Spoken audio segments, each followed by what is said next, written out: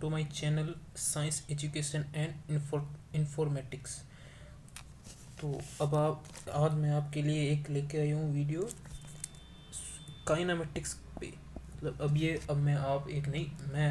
एक नई सीरीज शुरू करने वाला हूँ। जो RUHS की जो एग्ज़ाम है, BSc नर्सिंग, पैरामेडिकल और BPT फार्मेसी, इनमें जो एंट्रेंस एग्ज़ाम होते हैं उनकी जो प्रिपरेशन है, मतलब उसमें क्या क्या पढ़ना होता है। उसमें जो 11th और 12th की जो फिजिक्स आती है, फिजिक्स केमिस्ट्री आती है, बायो आती है, तो तो उसको उनको जो सिलेबस है उनको हम बारी बारी से कवर करते जाएंगे। तो आज इसका पहला वीडियो में आपको पहले वीडियो में आपको काइनेमेटिक्स पढ़ाने वाला हूँ। काइनेमेटिक्स के बारे में हम जानकारी हासिल करेंगे कि काइनेमेटिक्स में हम क्या क्या पढ़ते हैं, हमारे लिए क्या इंपॉर्टेंट है, जो हमारी RUHS एंट्रेंस एग्ज़ाम में आएगा। तो सबसे पहली चीज़ हम पढ़ते हैं काइनेमेटिक्स में क्या क्या होता है। तो सबसे पहली चीज़ आती है काइनेमेटिक्स में कि जो काइनेमेटिक्स है, ये काइनेमेटिक्स आ गया शब्द। इस शब्द का मतलब क्या है? काइनेमेटिक्स का मतलब है गति या शुद्ध गति की। ऐसे तो मतलब जो मेन जो इसका मीनिंग है वो है शुद्ध गति की, लेकिन इसको गति भी कहते हैं। ठीक है, सिंपल फॉर्म में गति कहते हैं। तो गति भी, कोई भी वस्तु है वो गति कर रही है तो उसकी स्टडी करेंगे, उसके बारे में एकदम बारीकी से जानकारी हासिल करनी है तो हमें काइनेमेटिक्स पढ़ना होगा। तो काइनेमेटिक्स क्या है? किसी भी वस्तु की विराम अवस्था या गति की अवस्था को स्टडी करना, उसे हम कहते हैं काइनेमेटिक्स। तो काइनेमेटिक्स में सबसे पहला एक टॉपिक आता है निर्देश तंत्र।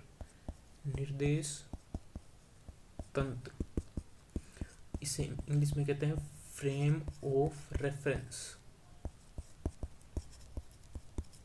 ठीक है, निर्देश तंत्र क्या होता है? तो निर्देश तंत्र क्या है, इसको मैं एग्जाम्पल के रूप में बताता हूँ आपको। हम क्या करेंगे कि एग्जाम्पल के रूप में अगर समझेंगे ना तो हमें अच्छे से समझ में आएगा।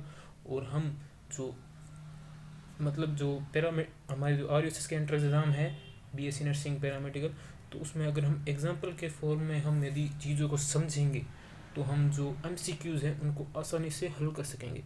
तो मैं हर टॉपिक को एग्जाम्पल के द्वारा बताऊंगा तो आपको एकदम अच्छे से समझ में आ जाएगा। ठीक है, तो अब बात करते हैं निर्देश तंत्र को हम एग्जाम्पल के रूप में कैसे समझ सकते हैं। जैसे ये जो सूर्य है, ये मानो मैंने बनाया सूर्य के चारों ओर कक्षा में पृथ्वी है वो चक्कर लगाती है, चारों ओर चक्कर लगाती है। ठीक है, तो अगर मैं सूर्य के ऊपर बैठकर, वैसे हम जा तो नहीं सकते हैं, हम इमेजिन कर सकते हैं कि अगर मैं सूर्य पर जाके बैठ जाऊं और मैं देखूं तो पृथ्वी है वो सूर्य के चारों ओर चक्कर लगा रही है। लेकिन अगर मैं पृथ्वी पर बैठा हूं तो पृथ्वी तो मुझे क्या दिखाई दे रही है? पृथ्वी तो मुझे एकदम स्थिर अवस्था में दिखाई देगी, बल्कि जो सूर्य है वो खुद है वो पृथ्वी के चारों ओर चक्कर लगाता हुआ मुझे दिखाई देगा यदि मैं पृथ्वी पर बैठा हूँ। इमेजिन करते हैं। तो यहाँ पर अगर बैठ कर मैं देखूंगा तो सूर्य है वो चारों ओर चक्कर लगा रहा है पृथ्वी के, लेकिन सूरज से मैं देख रहा हूँ तो पृथ्वी है वो सूरज की चारों ओर चक्कर लगा रही है। तो मैंने क्या किया, अलग अलग जगह से मैंने चीज़ें ऑब्जर्व की। तो ये एक अलग हो गया, ये अलग, मतलब यहाँ पर खड़े रह के मैं अलग परिणाम प्राप्त कर रहा हूँ और यहाँ पर बैठ कर मैं अलग परिणाम प्राप्त कर रहा हूँ।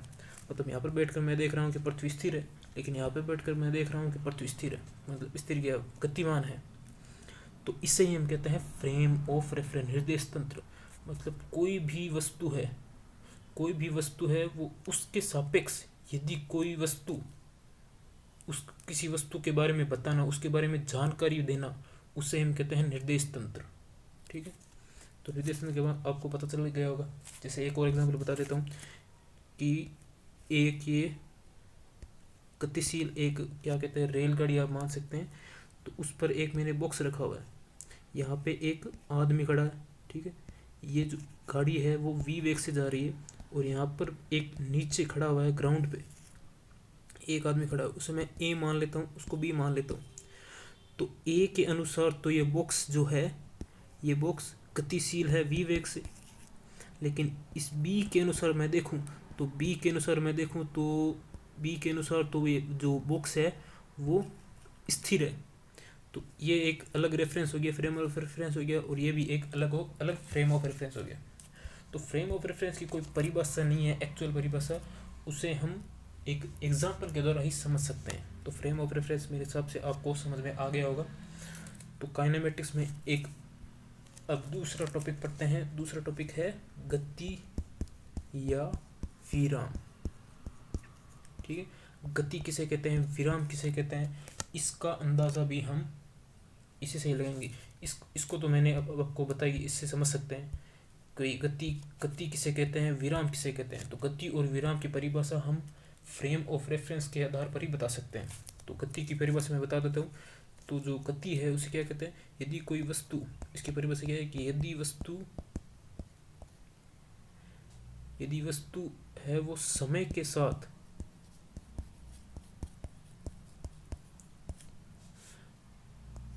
अपनी स्थिति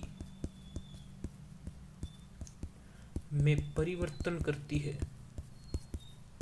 या परिवर्तन लाती है, तो उस वस्तु को हम क्या कहेंगे, गतिमान वस्तु कहेंगे। तो कोई भी वस्तु गति कब कर रही है, जब वह समय के साथ अपनी स्थिति में परिवर्तन कर रही है।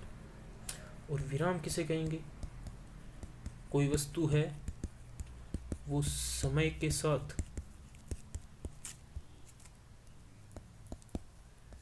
अपनी स्थिति में परिवर्तन नहीं कर रही है, अपनी स्थिति में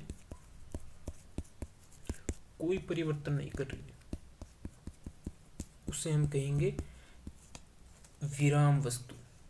ठीक है, अब इसे एक एग्जाम्पल के द्वारा देखते हैं। अभी हमने परिभाषा के आधार पर तो हमने देख लिया, अब एग्जाम्पल के आधार पर हम देखते हैं।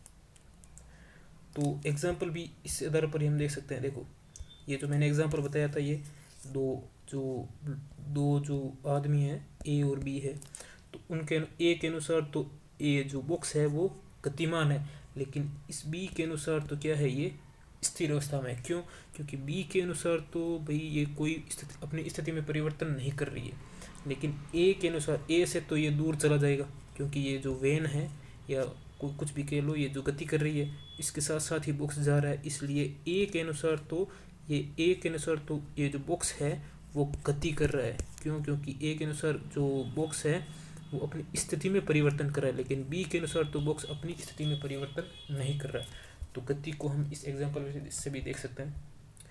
तो मैंने आपको बता दिया निर्देश तंत्र और गति या विराम किसे कहते हैं। अब आती है सबसे मेन चीज की दूरी किसे कहते हैं। दूरी या और विस्थापन में एक साथ में ले लेता हूँ।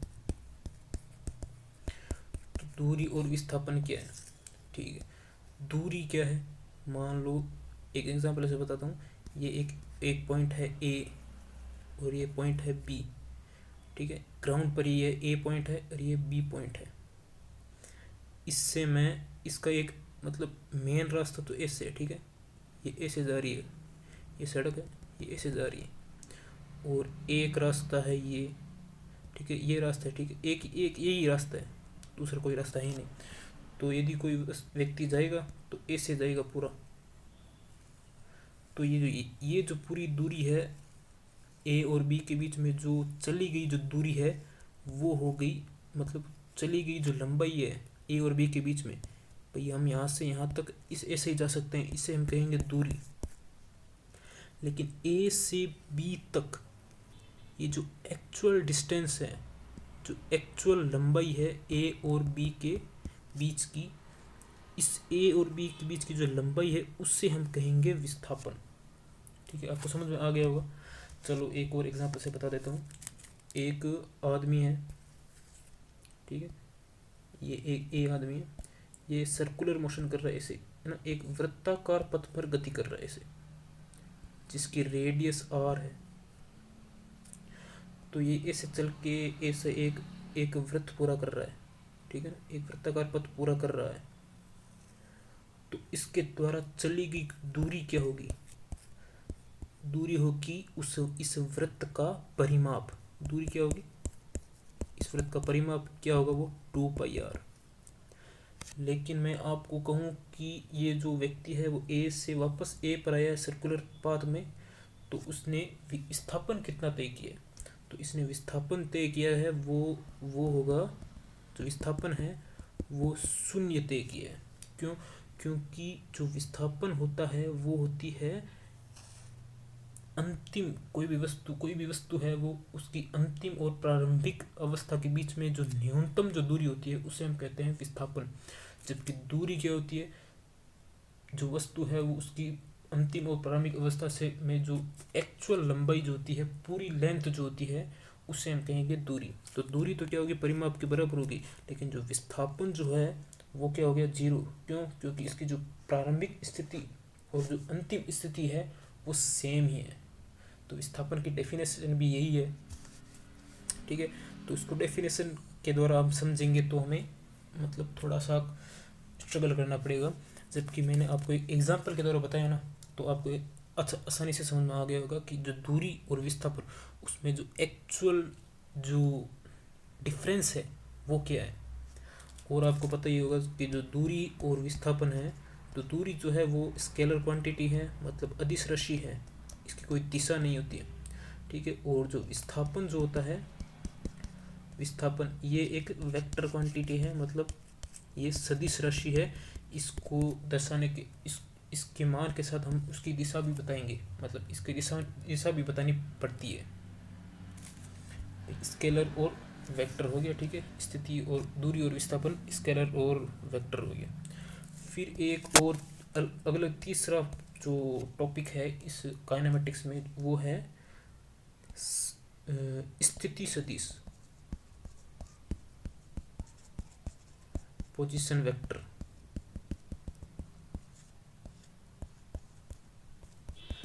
तो हम क्या करते हैं कि पहले हम जो टॉपिक्स हैं, मतलब मैं क्या करूँगा, 3-4 कोई भी चैप्टर होगा उसके 3-4 टॉपिक कराऊंगा पहले, उसके बाद में न्यूमेरिकल कराऊंगा। तो अच्छा ऐसे हम करते रहेंगे, टॉपिक्स करेंगे फिर न्यूमेरिकल करेंगे, तो हमें आसानी से समझ में आ जाएगा, ठीक है।